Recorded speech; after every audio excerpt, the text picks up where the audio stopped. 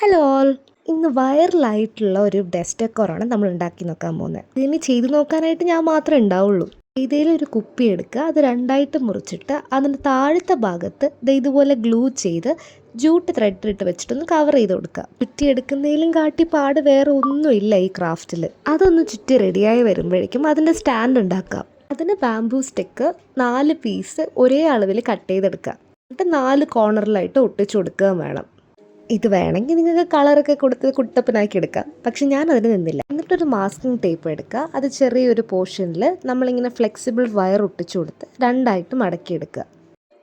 ഈ മടക്കിയെടുത്തത് ലീഫിൻ്റെ ഷേപ്പിലൊന്ന് കട്ട് ചെയ്തെടുക്കണം. ചെറിയ പീസായിട്ടും വലിയ പീസായിട്ടൊക്കെ കട്ട് ചെയ്തെടുക്കുക.